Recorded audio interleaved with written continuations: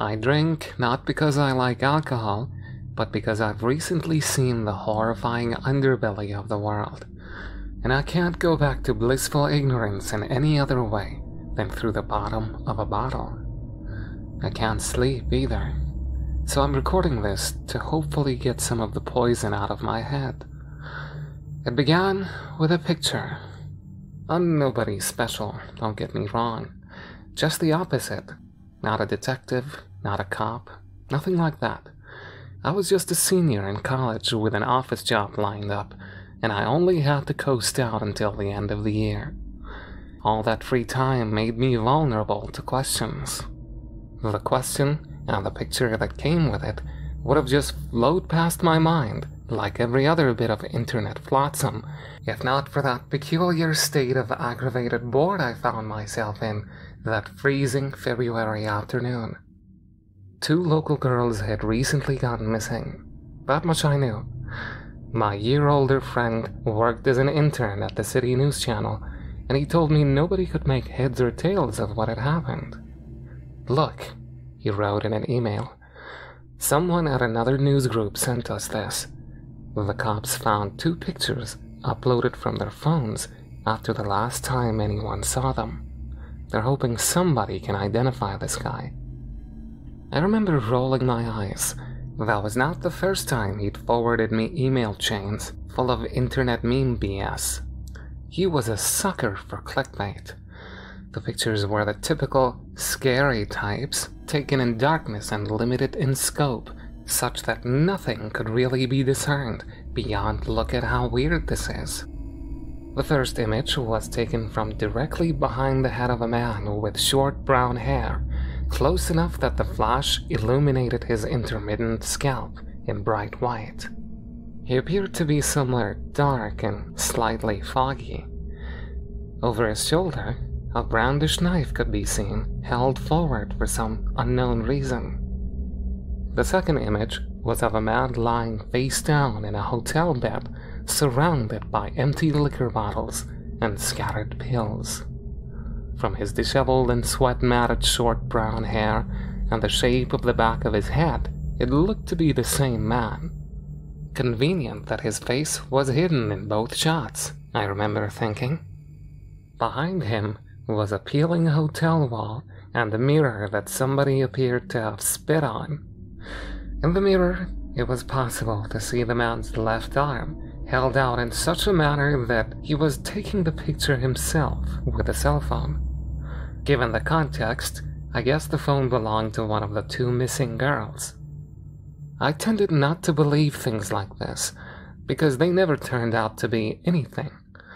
The 2 girls had likely snuck off to spring break, and this was some sort of prank. Absolute worst-case scenario, this was just some drunk frat guy they'd hung out with. "Let me guess," I wrote back to my friend. "An expert thinks this guy was dead when he took the picture of himself. Ooh, spooky, right? He's definitely recently dead based on the way his limbs are behaving in that picture, and the discoloration and slight bloating of the skin. But that's not it. It's totally possible to put your camera on a timer to take the picture later. So they thought this was a suicide until they noticed something. Look closer, by his right hand." I enlarged the image on my monitor and realized that there was actually something in his hand, but it couldn't be. I printed out the photo to get a better look, and it was what I'd suspected. The exact same photo we were looking at was in the dead man's hand. An aging clock on the wall had the same hand positions in both images. He had in his hand a picture of himself dead. Apparently the same photo he would later take of himself by using the camera's timer. I emailed back. "What are we looking at here?" "Nobody knows, man. But they crowdsourced finding the wallpaper, and they figured out which hotel it was taken at." "Crowdsourced?" "Yeah, new technique. They make some clues public and let thousands of people see it online. Eventually, someone recognizes the clue, and then they've got a lead. It's a hotel in Brazil." February was almost over and spring break was nigh. Holy crap, I had an opportunity to do something weird and crazy and prove to my friend that clickbait was stupid. Dude, I'm gonna go there. Where? That hotel. You're not serious. Why not? I got my passport because my mom pestered me to do it last year. And I've got the money to fly down there because of my summer internship. If there's nothing to see, I'll just hang out on the beach and have a normal spring break. I can give you the specific hotel, but are you sure you want to do that? That's like crazy. The peculiar mix of aggravated boredom and intrigued indignation brewing in me compelled me to say yes. I'd seen so many ridiculous internet myths in my time online. It seemed an incredible opportunity to debunk one. I'd never really left the country before, of course, but I fought down the nervousness and did my best to research everything I could. The hotel was near a popular tourist destination, so it wasn't like I was going somewhere horrible. The beaches were beautiful, if nothing else. The trip by plane was disarmingly familiar. Civilization, air conditioning, and safety shrouded me all through the flight, landing, and disembarkation. I waited for my bag while a bunch of people stood around checking their cell phones, just like home. And it didn't hit me that I'd flown to a foreign country and continent until I barged through that last glass door and smacked right into a brutal wall of humid heat. Christ, it was straight winter back home, and here it was legitimately late summer. I'd chosen my initial clothes poorly, and they immediately became sweat-soaked drapes in a taxi that had no air conditioning. As high as the prices were in the hotel gift shop, and as mass-produced and bland as they were, I bought lighter shirts and shorts, and then sought refuge in my room. I sat by the wall air conditioning unit until I'd recovered, and then I looked around my room.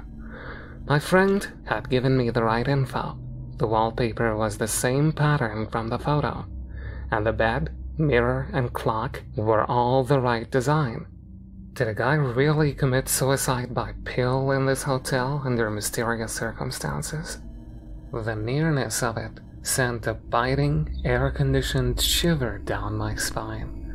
Scary images sent in email chains online were supposed to be stupid myths, not something from a specific, real location. Once acclimated, I fought the churning fear in my stomach and forced myself to walk down to the lobby. I had pictures of the two girls on my phone, and I was debating whether to ask the concierge about them, but didn't have to. Their photos were already on a bulletin board by the front desk, among others. The concierge that I'd been considering approaching instead approached me when he saw me studying the pictures. Você reconhece alguém? I remember laughing nervously. What? Oh, tourist? Yes. Well, I figured I might as well try, or else my friend would mercilessly tease me about flying all the way down there for nothing. I touched the pin papers. These two. Ah. The older Brazilian man sighed. Very stupid, very bad. They went on a hike and never returned. He waved his hands for a moment before seeming to settle with a sigh on a less accurate word. Jungle. It eats people here. That was something more than the gossip back home about the incident. A hike? Yes, many trails of beautiful sights. Calm and peaceful belies the danger beneath. Do not go swimming. The currents are swift. Do not climb. The rocks are loose and the trees untrustworthy. Do not stay after dark, for the, He paused again and appeared to frown at having to use the same word. The jungle. It eats people. I finished for him. Is it safe to go alone during the day if I stick to the marked paths? He glared, but drew lines for me on a local map to show me where the girls had said they were hiking. "I don't want to put your picture up here too," he said, "but the policia did not go looking for them, just gave us these papers. We do not risk our own to find foolish tourists. It's possible those two are still alive if the jungle did not find them at night. Hurt, maybe. It's sad." I gulped, but put on a brave face. What was I doing? And why? I clutched the local map and adjusted my backpack as the concierge went back to his duties. I should have just gone home. I remember thinking I wanted to go home, or hell, even just go to the beach.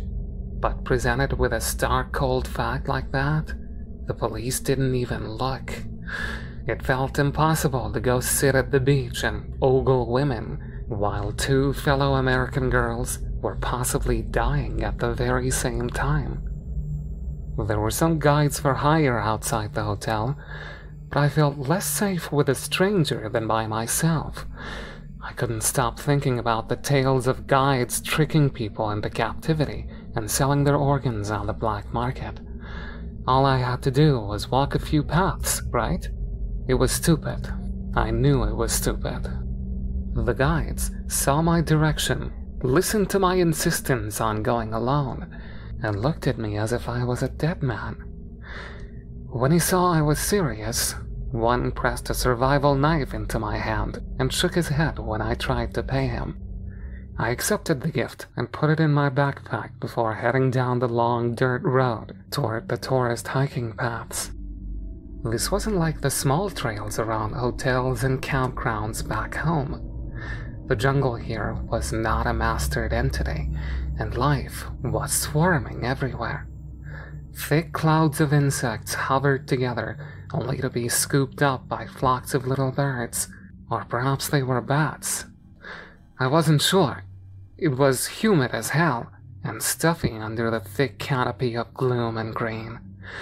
But I'd somehow stumbled my way into a mission, and I couldn't turn back without hating myself.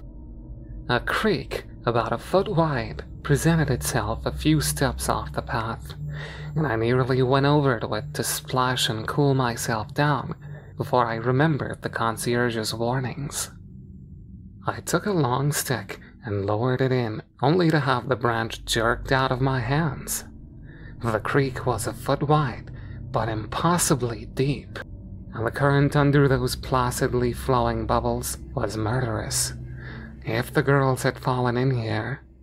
No, their phones had uploaded photos after they had disappeared. Whatever had happened, it had not involved instant death. Where would they have gone? For hours, I followed the path they'd indicated to the concierge until I reached a fork in the narrow, overgrown trails. One path followed the black line he'd drawn, and the other led to what looked like a gorgeous waterfall basin. Never in my life had I experienced such a strong, fatal instinct. They'd gone the less traveled path in the hopes of taking gorgeous pictures for their online profiles. Thus, possibly, it was death by Facebook. Another 20 minutes of exhausting hike later, I found that the wide, round basin was accessible down a steep scree and then along a slope of crumbling, root-sprouting dirt. I ever so carefully picked my way down and then nearly stumbled over a shoe. It was a dirty black American sneaker, and I picked it up to examine it. Jumping back and letting out a short scream of shock, I threw it down on the ground. It had a foot in it. A goddamn foot. Holding back overwhelming revulsion, I peeled back the tongue of the sneaker to confirm it was a female foot. Oh God, I can still remember how it smelled. I can still remember the swarming flies and budding maggots in that stump of red flesh. Yeah, they were dead. Christ. I leaned back against the root-sprouting dirt wall behind me and tried not to throw up. I'd come all the way out here to find a rotting foot. This was why the police hadn't looked, why they never looked. They were right in assuming that anyone that didn't come back from this horrible tangle was just plain dead. I checked my cell phone. No signal, of course. I couldn't see the sun through the maze of greenery above, but my phone said it was getting late on the schedule I'd set for myself. Dusk would be coming, and it was time to head back. Even though I'd ignored the warning about climbing, I intended to heed the one about avoiding nighttime. Every single bush and hillock out here hid something alive, and I didn't want to see what might emerge in the dark. And then I heard her. It was the faintest echo through the dense foliage, but I was dead certain it had been a hopeless female shout. I shouted back a half a dozen times, even screaming, till my throat was raw, but she didn't seem to hear me in return. Or maybe she was incapable of shouting again. It hit me. One rotting foot didn't mean they were both dead. They could both have been alive, for all I knew. And the foot was the result of some injury or animal attack that had left them stranded and hurt out here. Damn it, damn it, damn it! If only I'd gone home 30 seconds earlier, I would never have kept looking. The waterfall above was beautiful, but austere. There was no climbing up that way, which meant the girls had likely followed the resulting narrow river if they were unable to climb back up the scree I'd just come down. Judging by footholds and handholds, I clambered along clean rock, thankful to be out of the tangle for a time. The progress wasn't hard, just precarious, and I guess that someone could do it minus a foot if needed. Eventually, the terrain became more like a canyon with a river at the bottom, and I was forced to lift up onto dirt again. Here I found an animal trail splitting off in 3 directions. A cell phone with a cracked screen lay half buried. I brushed it off to discover that it still had some battery power and that it was not password protected. The text messages were mostly mundane conversations from the owner to her friends. The most recent ones were variations on help and "Are you getting this?" based on frustrations from the lack of signal out here. There was no information there about what had happened. But then I checked the pictures on her camera. Beyond all the typical selfies and photos of the airport, the flight, and the hotel, there were a few of the jungle I'd just traversed, the waterfall basin, and then the very path I was standing on. The next picture seemed to be taken from hiding. Between the leaves, the image showed a man, brandishing a knife and peering into the underbrush opposite. I still couldn't see his face, but he was dressed in local wear I recognized from the shop. Had he seen the girls at the hotel and followed them out here? From the back of his head, it was the same man from the suicide picture. This was serious. I needed to be ready for a fight, or to run. Suddenly tense, I put my backpack down, hid it under a few bushes, and withdrew the survival knife the guide had given me. With the knife out and ready in one hand, and the cell phone in the other, I swiped slowly through the photos. The next few were of the trail I was on, and I followed it step by step, retracing the path the girls had gone. The man was not in these pictures. They seemed to be photos of landmarks that might help them find their way back. Many were blurry and had been taken in haste. No doubt they'd been running. I couldn't shout anymore either, not without potentially revealing my presence to that man. Had he cut off one of the girl's feet or something? How had her foot ended up back by that waterfall? Swipe. There's the rock. Swipe. Okay, there's the bend in the path. Swipe. There is the arranged stones to mark a direction when no other landmark would suffice. A few more swipes and I was back where I'd started. The animal trail split off in 3 directions, and I could hear the river out beyond the trees. So they'd come full circle by accident, realize they were lost, then what? Drop their phone here in frustration? Or had they run into the man with the knife again and gotten caught? If there were 3 paths out of here, and 2 looped to one another, then that meant the middle one had to go elsewhere, right? I heard a noise behind me, turned, saw nobody and nothing. I stared out into the jungle as dusk swept a dim shroud between the trees. I'd stayed too long, and night was almost upon me. I had to go home. What was I going to do? Fight a knife-wielding madman in the dark? I could get the cops and bring down the cavalry on this. And then I heard her. It came from down the middle path. God damn it. As it became harder and harder to see, I crept down that middle path, my knife held forward. If there was someone out here, I would only have a split second to strike back or run.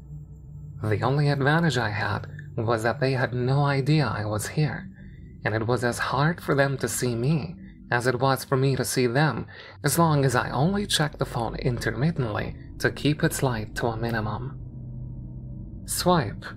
A picture of the middle path in gloom. Alright, on a night sometime earlier this week, they'd gone this way. Had they again looped back somehow to drop this phone? I swiped ahead a few times to see multiple shots of the path I was on. I stopped at a shot of the knife-wielding man from the side. All that could be seen was a silhouette in deep forest dusk. Looking at the shot disturbed me. Was I witnessing the events leading up to someone's murder? I swiped back to the path shots and continued following their trail.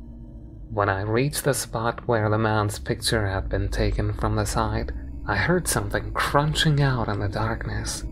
I froze for what felt like an eternity as dusk began to approach night. All my senses told me that something was out there.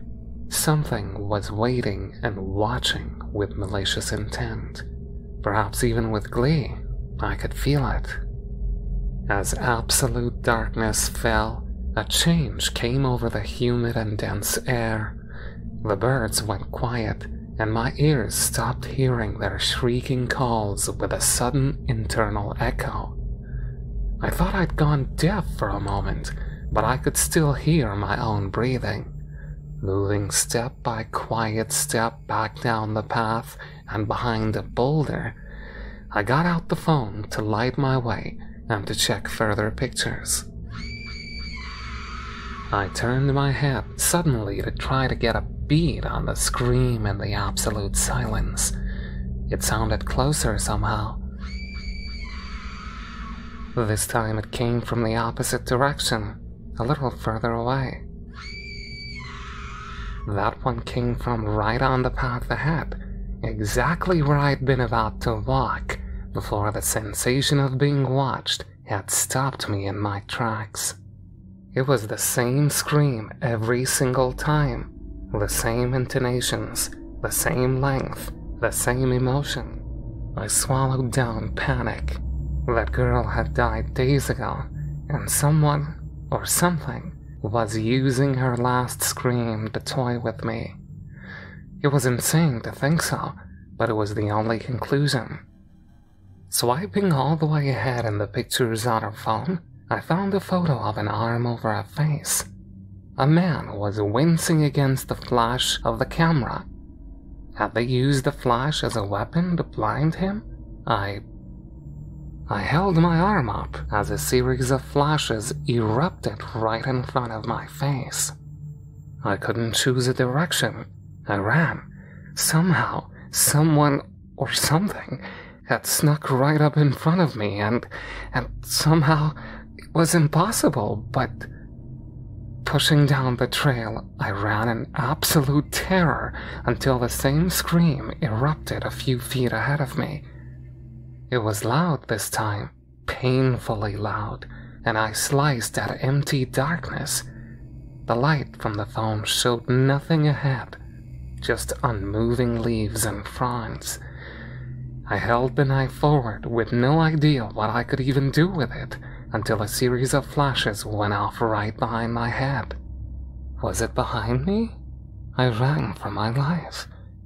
Down the dirt, climb along the river canyon in the dark, leap up the scree, sprain my ankle. That's what I remember. Limp along the path I'd come down earlier that day. I'd lost my backpack and the map inside it. I thought I could remember, but the jungle transforms at night. All of the landmarks I looked for were impossible to find in darkness, and I knew something was out there hunting me. Obviously, because I'm recording this now, as I said, to get the poison out of my head, I made it out of there, but not for nearly a day. I spent that night crammed into a small rock, hollow with stones piled up to block the entrance, and only enough space for my knife to stab out. All night long, help, help, help, from right outside my hollow. Help, help, and then laughter and random bits of conversation mimicking what the two girls had said to each other before danger had found them. It had stalked and watched them for hours before night had fallen. A foot, that was all that was left. A foot severed by powerful jaws. When dawn finally rolled around, my sleepless body practically dragged itself out of its own accord. I don't fully remember what happened when I returned to the hotel, but they took care of me, and I did not tell them I found her cell phone. And you know what? It's been 5 days, and I'm supposed to fly back to the States tomorrow night, but I happen to know I'll never make it. I sit in my hotel room and stew in my own nightmare. I can hear it calling me from the deep of the night. It's out there mocking me still, waiting, because it knows I can't escape. All of those pictures were taken before they ever happened.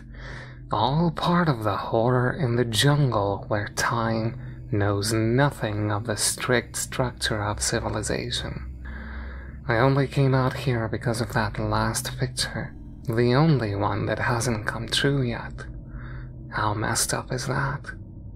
So I sit here clutching the photo I printed out of that last picture, and I drink, and I take pills to try to knock myself out before it comes for me. I'm not killing myself, I just don't want to be awake when it happens. It's creeping closer now. The cruelest part of this is the clock on the wall. I know the exact moment as it ticks closer and closer, second by second. Another swig, a few more pills. It's slithering up around the bottom of the clock now, the bottom of the basin, the bottom of my heart, numbing. He said it, I didn't listen. Jungle wasn't the right word, but he straight up said it. He told me directly. It eats people here.